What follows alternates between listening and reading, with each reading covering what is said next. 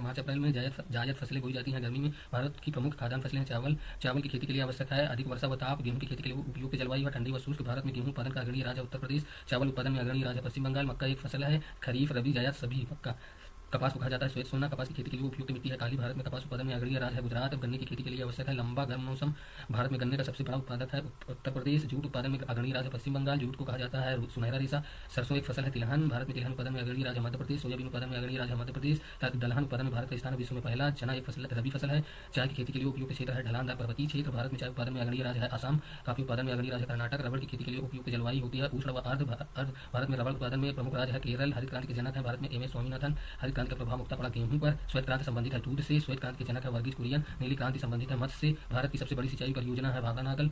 Drip सिंचाई सर्वाधिक उपयोगी है बागवानी फसलों में। भारत में सबसे अधिक सिंचित क्षेत्र वाला राज्य है उत्तर प्रदेश। कृषि में HYV बीजों का उपयोग बढ़ा है उत्पादन लागत दोनों में। भारत की कृषि का प्रकार है निर्वाह प्लस वाणिज्य। मानसून की अनियमितता से प्रभावित होता है कृषि। भारत में कृषि जनसंख्या का प्रतिशत लगभग है 60%। कृषि उत्पादकता अधिक होती है सिंचित क्षेत्र में। फसल चक्र का उद्देश्य है मिट्टी उर्वरता, कीट नियंत्रण, अधिक उत्पादन।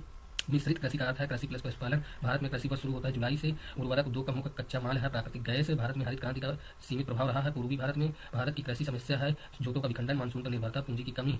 न्यूनतम समर्थन मूल्य घोषित करता है केंद्र सरकार। भारत में सबसे अधिक गेहूं उत्पादक क्षेत्र है गंगा मैदान। कृषि भूगोल का मुख्य अध्ययन